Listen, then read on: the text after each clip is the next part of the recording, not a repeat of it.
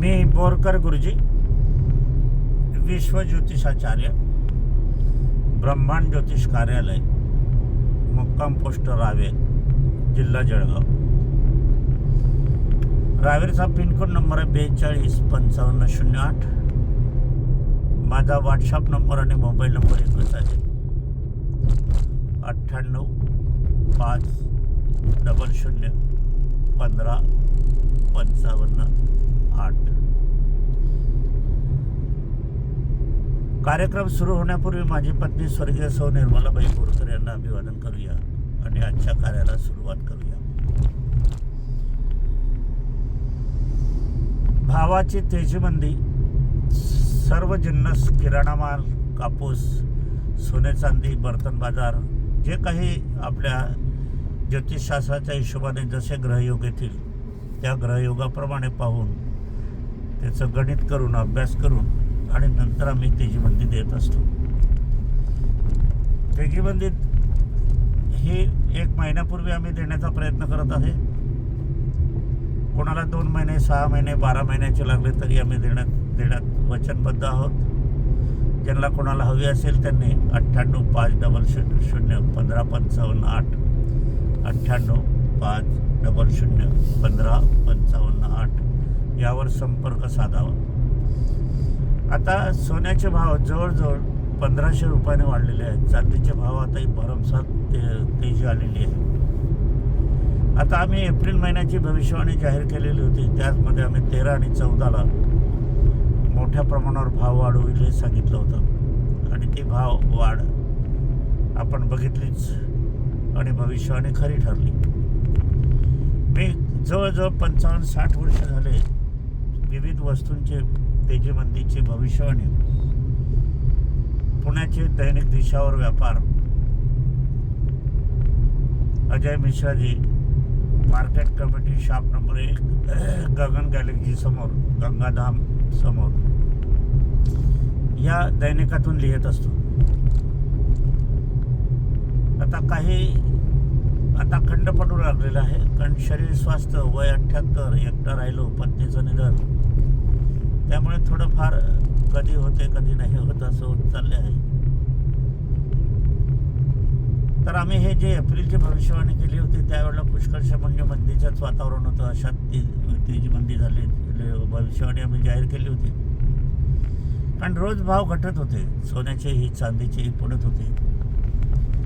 अनेकांना भीती वाटत होती की आता हे कितपत खाली जातील आणि पुष्कळांनी अंदाज केला होता की सोन्याचे भाव हे 1 लाखाच्या खाली जातील, चांदीचे भाव पण सुद्धा 2 लाखाच्या खाली जातील. परंतु ज्योतिषशास्त्राच्या गणिताच्या उद्देशाने आणि गणित सूत्राप्रमाणे मात्र एप्रिलमध्ये तेजीची संभावना दाखवली गेली होती. आता असं वातावरण असत असताना मग हा व्हिडिओ जाहीर करावा की नाही, हे वर्तमानपत्रात जाहीर करावं की नाही असा संभ्रम आम्हालाही होतो वातावरण मंदीकारक असल्याने. परंतु माझी पत्नी जी होती ती म्हणे, तिचं म्हणणं होतं आपलं चुकलं तरी चालेल पण ज्योतिषशास्त्र जे म्हणते तेच करत जायचं. तिचा ठाम विश्वास होता आणि तेजीबंदीची भविष्यवाणीचे सूत्र हे माझ्या पत्नीकडूनच मी शिकलेलं आहे. आता त्याप्रमाणे मी भविष्यवाणी केली आणि ते भविष्यवाणी एप्रिल महिन्यामध्ये जवळजवळ 15 दिवसाच्या नंतर तेजीचे वारे वाहू लागतील असं मी जाहीर केलं. 13, 14, 15ला तेजी येईल आणि ते 2000च्या जवळपास सोन्यामध्ये येईल आणि चांदीमध्ये पण तितकीच येईल. त्याप्रमाणे तेजीचे वारे दिसत आहे. परंतु हे तेजी ही वाढत जाणारी जरी असली तरी मध्ये काही कालांतराने मंदीची संभावना येणारच आहे, लक्षात घ्या. आज 16 तारीख आहे तर 16 तारखेला मंदीची संभावना आहे, वर्तवलेली आहे. मागे भाव सरकतील थोडे आणि पुढे मग तेजी मंदी असे करत जातील. पण भविष्यात 2030चं मी भविष्य वर्तवलेलं आहे, वर्तमानपत्रातून जाहीर झालेलं आहे, व्हिडिओच्या माध्यमातून जाहीर झालेलं आहे. किती भाव राहतील ते पण आहे.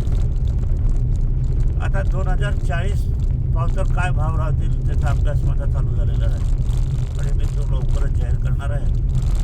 ज्यांना हवा असेल त्यांनी संपर्क त्वरित साधावा. असा विषय आपल्याला तेजीमंदीचा असताना आजचा विषय हा आपण घेणार आहोत आपल्या व्यवसाय आणि प्रगती. आता व्यवसाय आणि प्रगती बहुतांशी काय होते की वाडवडिलांच्या जागा असतात, वाडवडिलांचे व्यवसाय असतात आणि त्या ठिकाणी मुलगा बसतो, नातू बसतो, सुनबाई बसते, पत्नी बसते, अशा आपण विविध ठिकाणी बघतो. परंतु तो व्यवसाय जी व्यक्ती सुरुवात करते त्यांचा जेवढ्या प्रमाणात चालू होतो तेवढ्या प्रमाणात त्यांचा व्यवसाय चालू होताना दिसत नाही.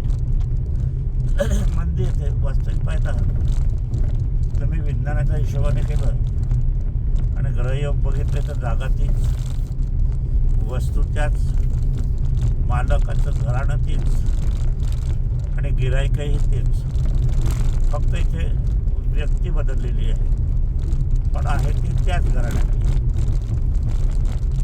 मग वाडवडील असताना ते तर शिकलेले नव्हते, आमचे बहादर होते. ते गेल्यावर शिकणारी मुलं असतात, B.Com M.Com झालेली, काही CA झालेली असतात, गणितात तकलीफ असतात, जमा खर्चात असतात.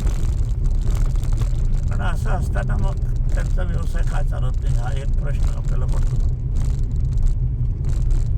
मग असं त्यांची त्यांना बुद्धी नाही आहे असं नाही, वाडवडिलांपेक्षा जास्त शिक्षण त्यांचं आहे हे पण आपण बघितलं आहे. असं बघितलं असत असताना काही वेळेला असं दुर्दैव येते की व्यवसाय सोडावा लागतो, कर्जबाजारीपणा वाढत जातो आणि जागा पण विकली जाते आणि त्याच जागेवर तोच व्यवसाय, जी जागा विकत घेतो तोच व्यवसाय पुढे चालतो, त्याचा व्यवसाय चालतो. आणि दुर्दैवाने जे मालक असतात ते त्याच जागेत त्याच ठिकाणी ज्यांनी व्यवसाय सुरू केलेला आहे त्याच्याकडे नोकर राहावं लागतं. किती गंभीर आहे. आता हे आपण बघितलं तर परिस्थिती आपल्याला माहीत आहे, आपणही जाणतात, समाजात तुम्ही वावरतात. मग असं का व्हावं? वास्तविक पाहता जशी वाडवडील शुद्ध होते आचार विचाराने तसे मुलं पण शुद्ध आहे, सुना पण शुद्ध आहे, पत्नी पण शुद्ध आहे, सगळ्या दृष्टिकोनातून. परंतु यश नाही. आता इथेच ज्योतिषशास्त्र खरं ठरते. वाडवडिलांचा व्यवसाय असला आणि तो मुलांना चालेल, सुनांना चालेल, पत्नीला चालेल असं थोडंच आहे. ज्याचे त्याचे जन्मतारखा वेगळे आहे, ग्रहयोग वेगळे आहे, जन्मकुंडले वेगळे आहे, ज्याचं त्याचं भाग्य वेगळे आहे. मग आपल्या भाग्यात कोणत्या व्यवसाय हा बघून घ्यायला पाहिजे आणि मगच व्यवसाय सुरू करायला पाहिजे. वाडवडिलांचा व्यवसाय असला तरीही, आता वाडवडिलांचा व्यवसाय असला ना आपल्याला तो सुरू ठेवायची इच्छा असेल आणि काही ग्रहयोगाचे काही अडथळे असेल तर तेवढे तात्पुरती उपासना आराधना करून बघावी आणि व्यवसाय सुरू चांगला चालत असला तर सुरू ठेवावा, अन्यथा पूर्णपणे बंद करावा. कारण मग तो जागा विकावी लागते, कर्ज वाढत जाते आणि मग आपल्याला नोकर राहावं लागते किंवा दुसरा व्यवसाय करताना भांडवल शिल्लक राहत नाही. अशा अनेक तऱ्हेच्या समस्या उभ्या राहत असतात. म्हणून कोणालाही, आता काहीच्या मध्ये काय असतं की नोकर वर्ग असतो आणि त्यांच्या मुलाला व्यवसाय करण्याची इच्छा असते. आता घराण्याचा वारसा नाही, मग व्यवसाय कोणता करणार? मग तुम्ही तुमच्या मताने मित्रपरिवार असतात, नातेवाईक असतात, सांगतात आणि तो व्यवसाय करायला सुरुवात करतात. आता व्यवसाय करायला सुरुवात करत असताना आजकाल व्यवसाय करणं साधं राहिलं नाही आहे. तुम्हाला जागेचा प्रॉब्लेम असतो, तुम्हाला मोठ्या प्रमाणावर चांगलं उत्कृष्ट फर्निचर करावं लागते, माल भरपूर ठेवावा लागतो, नोकर चाकर ठेवावे लागतात. अशा तऱ्हेने व्यवसायामध्ये आपल्याला पहिले अगोदरपासून लाखो रुपये गुंतवावे लागतात आणि तो व्यवसाय चालेल की नाही एक प्रश्नचिन्ह असते, अधांतरित चाललेला असते. आणि असे व्यवसाय बहुतांशी एखादा चालला तर चालला, पण बहुतांशी माझ्या पाहण्यात तरी हे व्यवसाय बुडीत निघालेले असतात. तर व्यवसाय सुरू करण्यापूर्वी आपण प्रथमतः जन्मकुंडली करून घेणं आवश्यक आहे. ज्या कव्हरवर, ज्या मुखपृष्ठावर जन्माक्षर, जन्मांक असं लिहिलेलं आहे त्या कुंडल्या नसतात, हे लक्षात घ्या. कॅम्प्युटरची कुंडली असत्य असते. कॅम्प्युटरमध्ये जे भरलं आहे ते दाखवलं जाते. आणि आपल्याला जर डोळ्याचा प्रॉब्लेम असेल तर डोळ्याच्या डॉक्टरकडे जावं लागतं, दुसऱ्या डॉक्टरकडे जाऊन उपयोग नाही. त्याचप्रमाणे आपल्याला व्यवसाय बघायचा आहे तर व्यवसायाची कुंडली आपल्याला बघावी लागते. व्यवसायाच्या कुंडलीवरून आपण व्यवसाय कोणता करावा हे बघायचं, शोधन करावं लागते. आणि हा व्यवसाय चालतो की नाही चालत याच्यासाठी कर्तव्यस्थानाची कुंडली हवी, लाभस्थानाची कुंडली हवी, आणि लाभस्थानातून मग भाग्यस्थानाची कुंडली हवी, आणि भाग्यस्थानातून मग नशीब दैवाची कुंडली हवी. एवढ्या कुंडल्या काढून मग आपल्याला कोणत्या व्यवसाय करायचा ते बघावं लागते. कारण तुम्ही कर्तव्य करता, कर्तव्य भरपूर करत आहात, तुम्हाला त्याच्यातून पैसा मिळतो, धन मिळते हे पण आहे, त्याचा लाभ मिळतो हे पण आहे. ते काही दिवस तुमच्या भाग्यात आहे तर धन भाग्यात पण राहते. परंतु त्यानंतर कर्जबाजारी किंवा नोकरवर्ग, तेजीबंदीचे आडाखे किंवा इतर नैसर्गिक आपत्तीमुळे, इतर कारणामुळे किंवा शारीरिक अस्वास्थ्यामुळे व्यवसाय बंद करणे, अशा अनेक प्रकारच्या याच्यातून व्यवसायाचं नुकसान होत असते. तर भाग्येश हा दैवात नशिबात ज्या वेळेला जाईल त्यावेळेला तुमचं यश मिळेल. म्हणजे कसं चक्रगती बघायची तर कर्तव्येश धनात, धनेश लाभात, लाभेश भाग्यात आणि भाग्येश दैवात, नशिबात, कर्मात, असं ज्या वेळेला गणित येते आणि पुन्हा मालव्य योग झाला तर याच्यातून पुनश्च कर्तव्येश, म्हणजे हे सर्कल ज्या वेळेला पूर्ण होते त्यावेळेला तुम्हाला भरपूर यश मिळते. यश मिळते, व्यवसाय चालायला लागतो आणि तुम्हाला थोड्याच दिवसात दुसरी शाखा पण काढावी लागते. इतका व्यवसाय हा चालू शकतो, चालवावा लागतो किंवा चालतो देखील. पण याच्यासाठी आपल्याला जन्मकुंडली काढून घेणं अत्यंत आवश्यक आहे. काही लोक व्यवसायाला लाखो रुपये लावतात आणि आमच्याकडे येताना बघताना म्हणतात साधारण बघा, नुसता प्रश्न बघा. आता हे किती एक विदारक दृश्य आहे की ज्याच्यामध्ये तुम्ही लाखो रुपये गुंतवतात आहात आणि तुम्ही नुसतं केवळ प्रश्नावरून याचं भाकीत सोडवण्याचा प्रयत्न करत आहात. आणि हे भाकीत पाहिलं तर हे गोचर असते, म्हणजे तात्पुरतं असते, तात्कालिक असते. याचा पुढे परिणाम काय होते याच्यातून उत्तर आपल्याला मिळत नाही. म्हणून आपल्याला विवाहाच्या संबंधी, आरोग्याच्या संबंधी, व्यवसायाच्या संबंधी, शिक्षणाच्या संबंधी केव्हाही बघितलं असेल तर तात्पुरतं बघू नका. कुंडलीच्या माध्यमातूनच तुम्ही बघण्याचा प्रयत्न करा. आणि कुंडलीचं माध्यमच हे खरं असते आणि हे आपल्याला बघायला हवं असते. आता काही याच्यातून उपासना आराधना असतात, काही 7:30ची सुरुवात असते किंवा एंड मध्यंतरी 7:30 असते, किंवा सुरुवात करतात त्याच्यानंतर काही महिन्याभरात, काही दिवसानंतर 7:30 लागत असते, किंवा जन्माची 7:30 असते. जन्माची 7:30 कुठल्याही लोकांना असली, देवादिकांनाही जन्माची 7:30 होती. रामांना होती, कृष्णांनाही होती, रावणालाही होती, हरिश्चंद्र राजाला होती, विक्रमादित्यालाही होती, इंदिरा गांधीलाही होती, राजीव गांधीलाही होती. अशा या 7:30चे परिणाम आपण बघत आहोत. हे 7:30चे परिणाम हे प्रत्येकाला होतच असतात, त्याच्याबद्दल वाद नाही. कोणी कितीही या शास्त्राला नावे ठेवो, बोटं म्हणो किंवा अंधश्रद्धा म्हणो, परंतु माझं म्हणणं आहे की परिणाम बघायचे. आता हे परिणाम आपल्याला आहे, त्यांच्या तारखा गिरखा कुंडल्या सगळं आपल्याजवळ असते, त्यांच्या शोधनच्या दृष्टिकोनातून परिणाम बघून घ्यावे, म्हणजे आपल्याला कळते की 7:30चे काय परिणाम होणार आहेत ते. आता वर्तमान आपण युद्धजन्य परिस्थिती पाहिली तर तुम्ही पंचांग उघडून बघा, त्याच्यात 7:30 आहे की नाही बघा, पहा बरं. 7:30 आहे. शनी मंगळाचा ध्रुव आहे, शनी रवीचा कुयोग आहे, बुध मंगळाचा स्फोटक योग आहे, यामुळे आहे.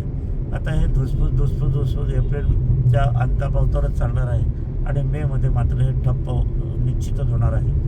कारण की आम्ही ज्या वेळेला भविष्यवाणी केली होती थोड्याच काळात हे बॉम्बार्डिंग बंद होईल, त्यामुळे बॉम्बार्डिंग बंद झालेली आहे. युद्ध परिस्थिती पहिल्यासारखी राहिलेली नाही, थोडीशीच राहिलेली आहे. तणावाचं वातावरण आहे असं म्हटलं तरी चालेल, पण मेच्या महिन्यामध्ये ही युद्धबंदी किंवा युद्ध बंद निश्चितच होणार आहे, त्याबद्दल वाद नाही. आता हा आमचा ठोका का बरं आहे, ज्योतिषशास्त्र कारण याच्यात बुधमंगळाचा योग जो आहे तो तुटणार आहे, शनी रवीची युतीचे निघणार आहे, शनी चंद्राचा चांडाळ योग स्फोटक निघणार आहे आणि मुख्यतः करून मंगळ जो आहे शनी मंगळाचा स्फोटक योग की ज्या वेळेला मी उज्जैनला आपलं कुंभमेळा भरला होता त्यावेळेला अगदी शांततेत व्यवस्था अत्यंत उत्तम होती, पण त्यावेळेला चांडाळ योग आलेला होता आणि मी सांगितलं इथे आग नाही लागेल बहुतांशी, परंतु आपला कुंभमेळाला जवळजवळ 15 दिवस 8 दिवस राहिलेले होते, तोपर्यंत आगी लागल्या नाही. मला सारखे फोन येत होते, मला विचारणा करण्यात येत होते. बरोबर आहे, माझं काही म्हणणं नाही त्याच्याबद्दल, आणि पण शेवटी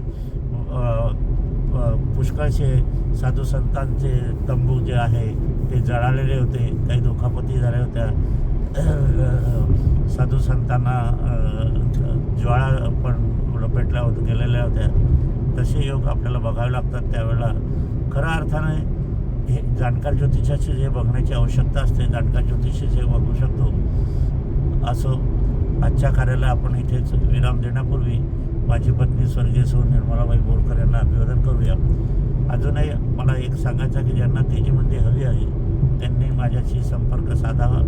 आम्ही 1 महिन्याची 2 महिन्याची तुम्हाला हवी असेल ते पुढील आम्ही तेजीमंदी तुमच्या व्हॉट्सॲपवर टाकून देऊया. तुम्हाला टपालाने पाहिजे असेल तर टपालाने पण देऊ, पण व्हॉट्सॲपने लगेच देता येते, हे पण लक्षात घ्यावं. असो, ही तेजीमंदी ही आमची ज्योतिषशास्त्रावर आधारित असते.